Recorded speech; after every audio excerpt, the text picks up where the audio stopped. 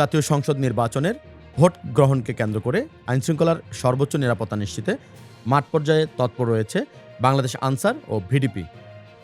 বৃহস্পতিবার সকাল থেকেই রাজধানীর বিভিন্ন গুরুত্বপূর্ণ ভোটকেন্দ্র সরজমিনে পরিদর্শন করেছেন বাহিনীর মহাপরিচালক মেজর জেনারেল আব্দুল মুতালেব সাজ্জাদ মাহমুদ।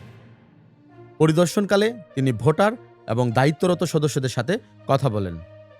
কেন্দ্র পরিদর্শন শেষে সাংবাদিকদের ব্রিফিংকালে মহাপরিচালক বলেন, ভোটাররা যাতে নির্ভয়ে এবং আনন্দমুখর পরিবেশে তাদের ভোটাধিকার প্রয়োগ করতে পারেন সেজন্য আনসার বাহিনী ও অন্য সকল আইনশৃঙ্খলা রক্ষাকারী বাহিনীর সাথে সমন্বয় করে কাজ করছে।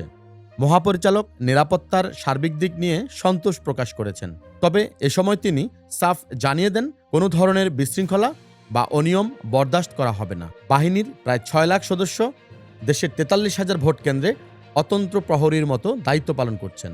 এ সময় মহাপরিচালকের সাথে আরও উপস্থিত ছিলেন বাহিনীর অতিরিক্ত মহাপরিচালক ব্রিগেডিয়ার জেনারেল মামুনুর রশিদ, উপমহাপরিচালক অপারেশনস মোহাম্মদ সাইফুল্লাহ রাসেল এবং ঢাকা মহানগর আনসার পরিচালক মোহাম্মদ আসাদুজ্জামান গনি সহ ঊর্ধ্বতন কর্মকর্তাবৃন্দ।